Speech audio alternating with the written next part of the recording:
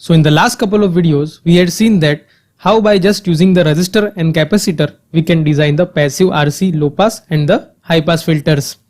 But these passive filters have some limitations. The first limitation is that the output of this passive filter will be always less than the input signal. And when you cascade many of such filters to design the higher order filter, the output will be even much lesser than the input. And not only that, the cutoff frequency of such passive filters will also depend upon the load. So depending upon the load value, the cutoff frequency of such passive filters will get modified. Like as you can see in this high pass passive filter, depending upon the load value, the effective resistance of this filter will get modified and hence the cutoff frequency will also get modified. So these problems can be overcome by using the active filter. So this active filter not only selectively passes the certain band of frequencies, but it also provides the gain to the input signal. And as its name suggests, these active filters are designed using the active components like op-amp and the transistors. So in this video, we will see the active low pass and the high pass filters which are designed using the op-amp. Now the main advantage of op-amp is it has a very high input impedance and very low output impedance. So because of these characteristics, we can use op-amp as a buffer to isolate the load from the filter circuitry, or maybe we can use to isolate the different stages of the filter. So now let us see how we can use this op-amp as a buffer. So when we configure op-amp as a voltage follower circuit, then it will act as a buffer. So in that case, we are providing an input to this non-inverting end of this op-amp and output is getting shorted with the inverting end of the op-amp. So in this configuration, the output will be equal to the input. So we can say that the gain of the op-amp is 1.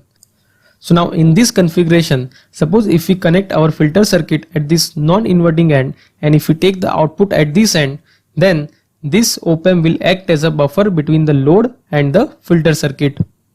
But in this configuration, the gain of this op-amp will be 1. So now suppose if we want to amplify the filter output, then we can configure this op-amp in this configuration. So this is known as a non-inverting amplifier configuration of the op-amp, in which we are providing the input at this non-inverting end and we are taking output over here. So in this configuration, the gain or a DC gain of this op-amp will be 1 divided by RF plus R1. So by changing the value of this feedback resistance and the value of R1, we can change the gain of this op-amp. So in this configuration, suppose if we connect our filter circuit at this end, then the output of the filter will get amplified by this factor and the circuit will look like this.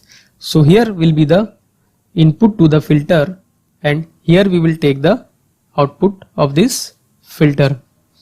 And let us say the intermediate stage, which is the input to this non-inverting end, will be Vx.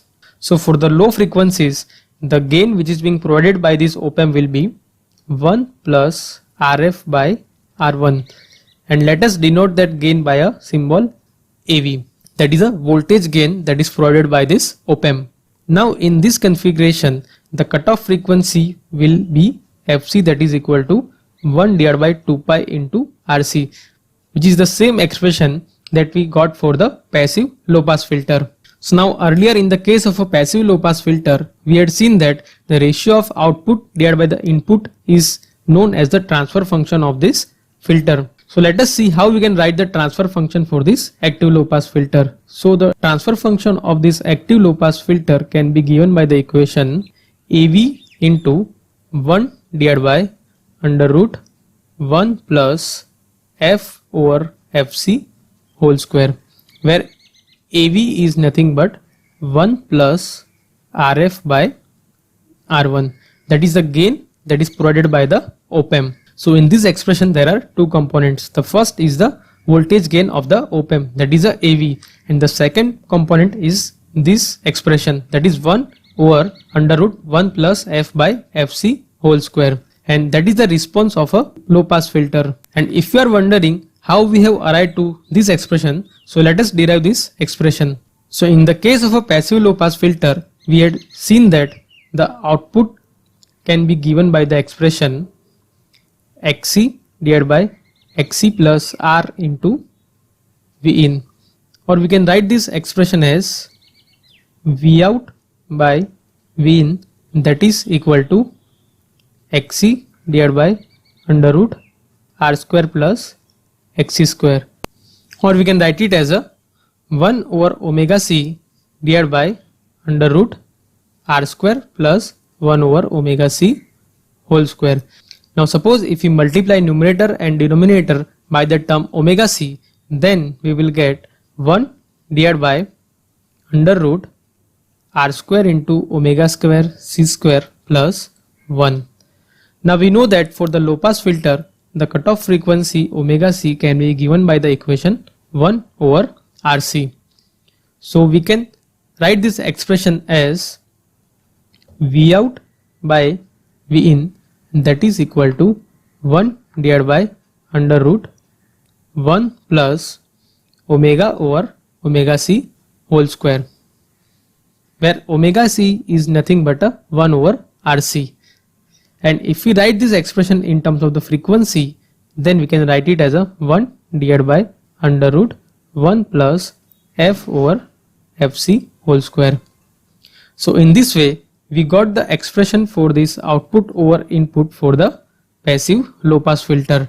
And if we multiply this expression by the op-amp gain, then that will be multiplied by the expression 1 plus Rf divided by R1. So this will be the transfer function of a active low pass filter.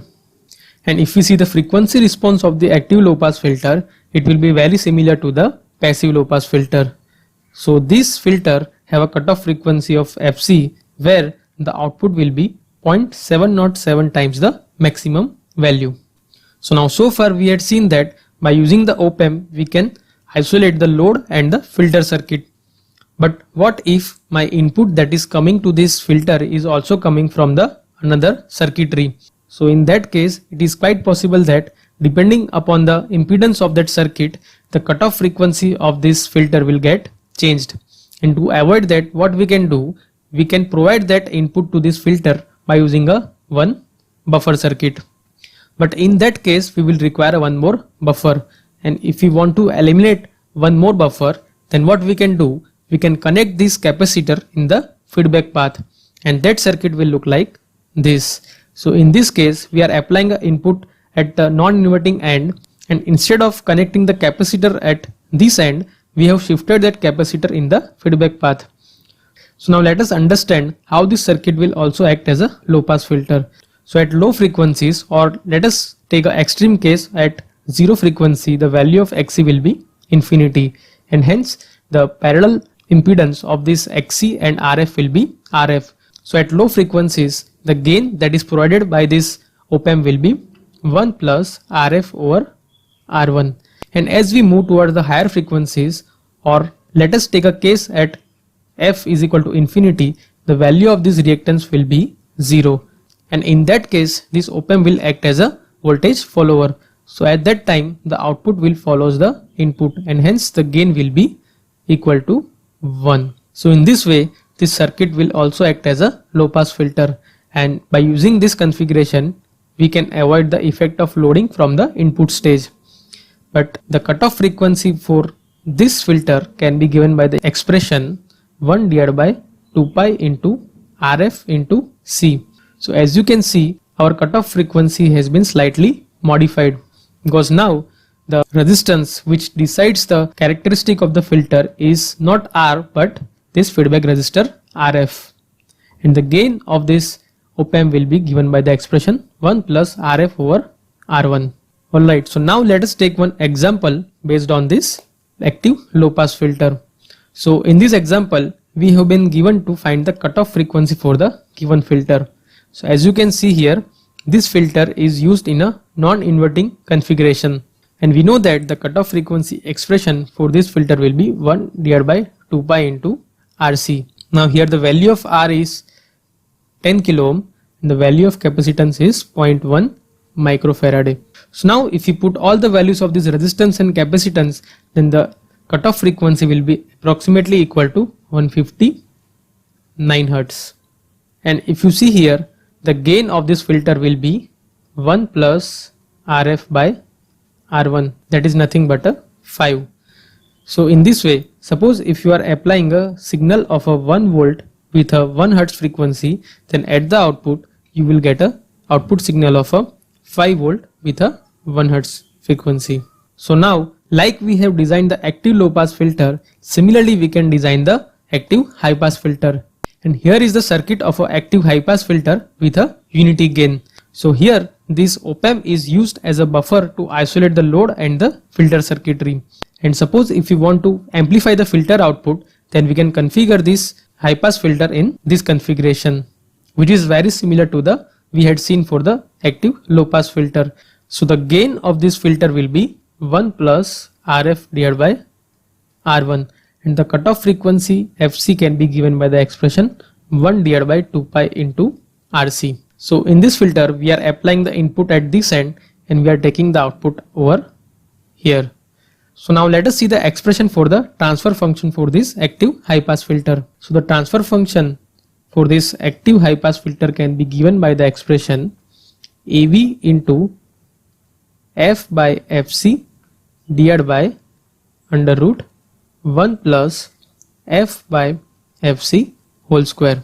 So here AV is nothing but 1 plus RF by R1, that is the gain which is provided by the op-amp. So again here, as you can see, this expression have a two components. One is the gain that is provided by the op-amp and one is the response of a high pass filter. So now let us derive this expression. So in the last video we had seen that for the high pass filter, the ratio of output over input can be given by the expression R divided by under root R square plus XC square, or we can say that R divided by under root R square plus 1 over omega C whole square.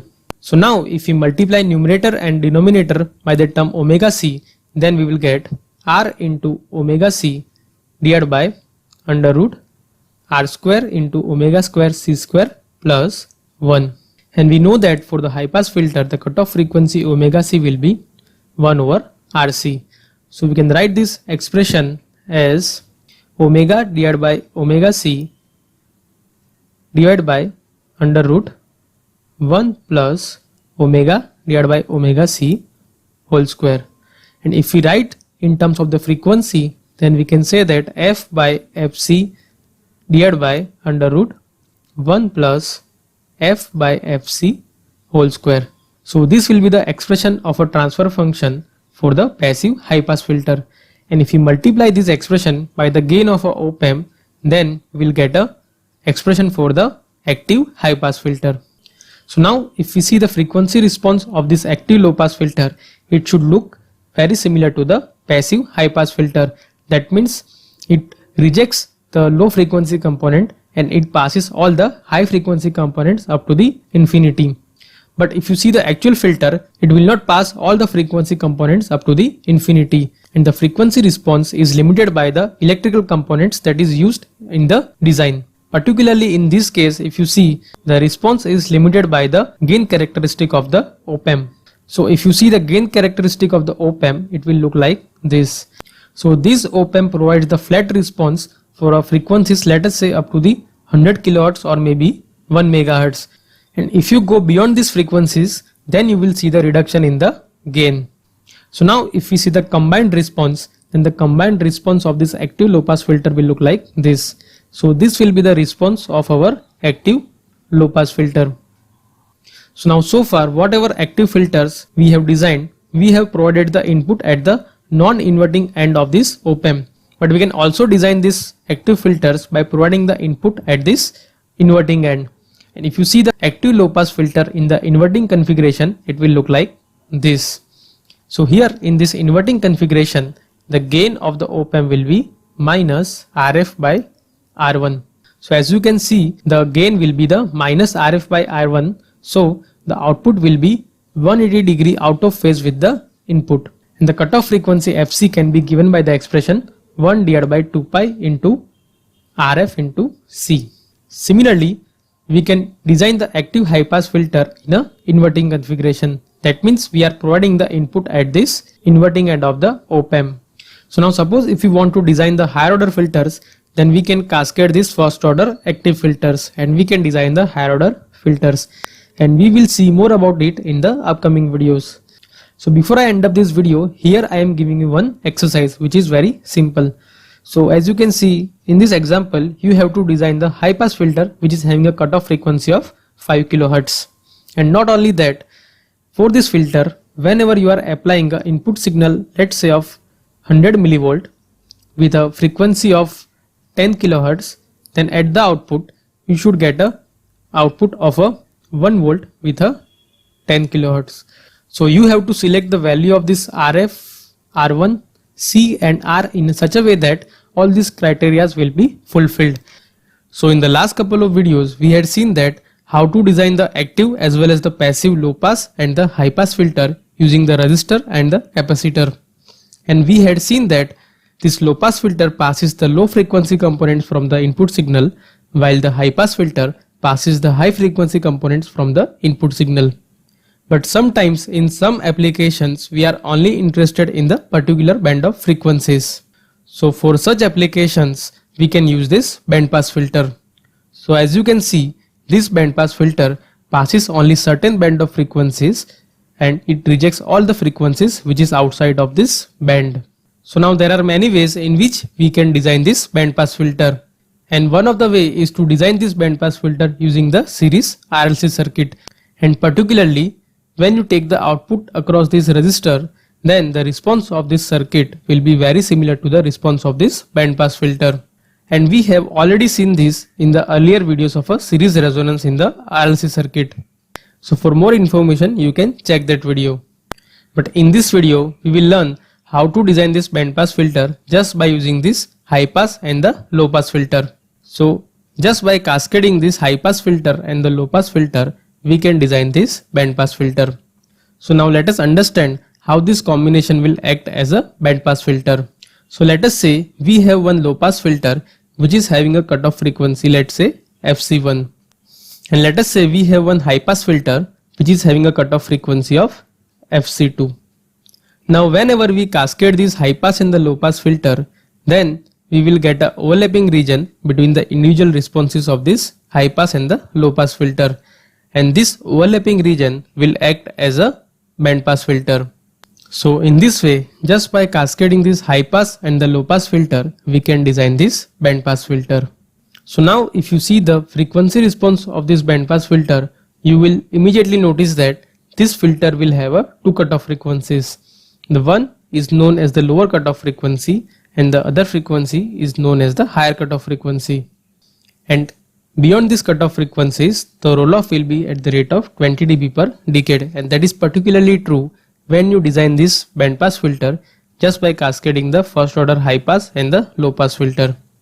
Now the frequency difference between this cutoff frequency is known as the bandwidth of this band pass filter. So now let us see some of the parameters which defines this band pass filter. So as I said earlier, the difference between the two cutoff frequencies is known as the bandwidth of this filter, and the geometric mean of these two cutoff frequencies is known as the center frequency of this band pass filter. So for this frequency response, the center frequency will be somewhere around here. So that will be the center frequency of this band pass filter. And if we see the phase response of this band pass filter, then the phase response will look like this. So as you can see, at zero frequency, the output will lead the input by a 90 degree. And as we move toward the center frequency, the phase difference will gradually reduce. So now when we start moving away from this center frequency, then the output will start lagging the input signal. And at f is equal to infinity, the output will lag the input by a 90 degree. Alright, so now as we have seen the phase and the frequency response of this band pass filter, so let us take one example based on this band pass filter. So in this example, we have given this filter and we have been asked to find the bandwidth of this given filter. So as you can see in this example, the high pass filter and the low pass filter are cascaded, and using this cascade connection, the band pass filter has been designed. So to find the bandwidth of this filter, first of all let us find the cutoff frequency of this individual high pass and the low pass filter. So let us first of all find the cutoff frequency of this high pass filter. and let us assume that the cutoff frequency of this high pass filter is FC1 and the cutoff frequency of this low pass filter is FC2. Now we know that the cutoff frequency of this high pass filter can be given by the equation 1 divided by 2 pi into RC. So now if we put the value of this resistor and capacitor, then we will find the cutoff frequency FC for this high pass filter will be around 10.61 kilohertz. So in this way we have found this cutoff frequency of this high pass filter as 10.61 kilohertz. So similarly, now let us find the cutoff frequency of this low pass filter. So again, the cutoff frequency of this low pass filter can be given by the equation 1 divided by 2 pi into RC. And if we put the value of this resistor and capacitor, then the cutoff frequency of this low pass filter will be 106.1 kilohertz. So in this way we have found the cutoff frequency of this low pass filter as 106.1 kilohertz. So now the bandwidth of this band pass filter can be defined as the difference between these two cutoff frequencies. So the bandwidth of this band pass filter will be FC2 minus FC1, that is equal to 106.1 minus 10.61 kilohertz, and that is nothing but 95.5 kilohertz. So roughly we can say that this band pass filter having a bandwidth of 100 kilohertz. So in this example, now if you see here, we have designed this band pass filter just by cascading this passive high pass and the low pass filter.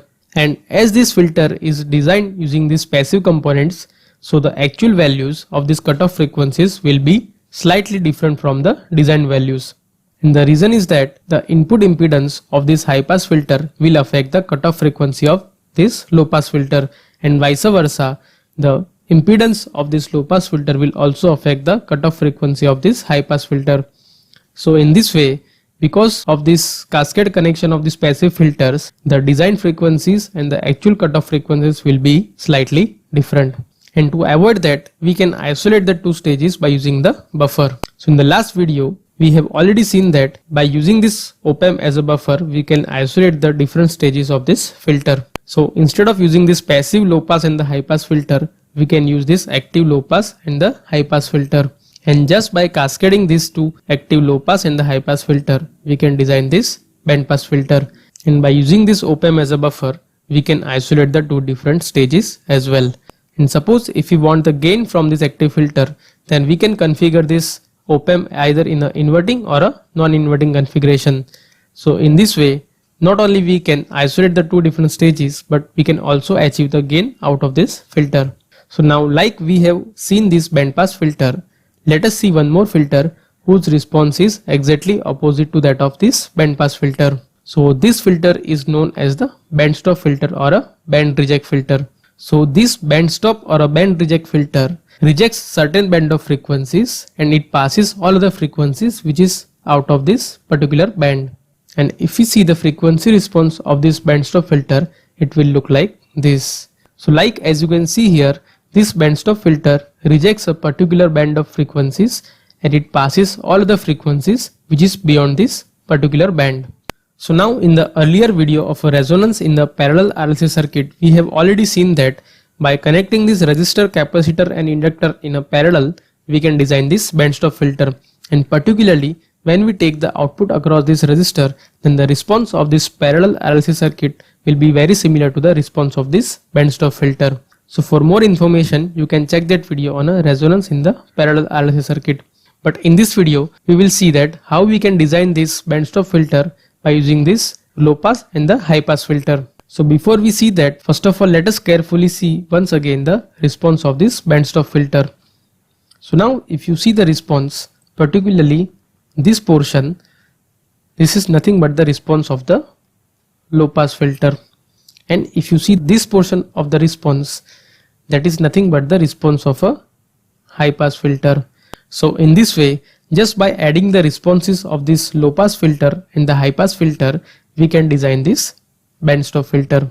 So now what we can do, we can provide the same input to this both low pass as well as the high pass filter, and just by adding their individual responses, we can get this response of a bandstop filter. And we can easily achieve this response by using this op-amp circuit. So as you can see here, this portion is nothing but the high pass filter and the lower portion is nothing but the low pass filter. So as you can see here, we have given the same input to this low pass as well as the high pass filter, and just by adding their individual responses by summer circuit, we can design this bandstop filter. So now to get more idea about this bandstop filter, let us take one example. So in this example, we have been given the design of this active bandstop filter, and in this example we have been asked to find the stop band of this bandstop filter. So the stop band is nothing but the frequency band which is being rejected by this bandstop filter. And to find that, first of all, let us find the cutoff frequency of these individual filters. Let us say the cutoff frequency of this high pass filter is, let's say, FC1, and the cutoff frequency of this low pass filter is, let's say, FC2. And as we know, the cutoff frequency for this high pass filter can be given by the expression 1 divided by 2 pi into RC. And if we put all the values of this resistor and capacitor, then the value of this cutoff frequency will be 1.59 kilohertz. Similarly, now let us find the cutoff frequency of this low pass filter. So the cutoff frequency of this low pass filter can be given by the expression 1 divided by 2 pi into RC. And if you put all the values of this resistor and capacitor, then we will get this cutoff frequency as 994 Hertz. So in this way, we have found the cutoff frequency of this high pass filter as 1.59 kilohertz and the cutoff frequency of this low pass filter as 994 Hertz. So the stop band can be given by FC2 minus FC1, that is 1590 Hertz minus 994 Hertz, that is nothing but 596 Hertz. So we can say that this bandstop filter rejects the band of frequencies starting from roughly around 1 kilohertz and up to 1.6 kilohertz. So this filter rejects around 600 hertz of frequencies between these two cutoff frequencies, and it passes all the frequencies which is beyond these cutoff frequencies. So now so far this band pass and the bandstop filters which we have discussed are the second order filters, because if you see the transfer function of these two filters, they will have a 2 number of poles in the denominator, and in another way if you see, these two filters had a 2 number of reactive components in their circuitry. So in that sense also we can say that these two filters were the second order filters.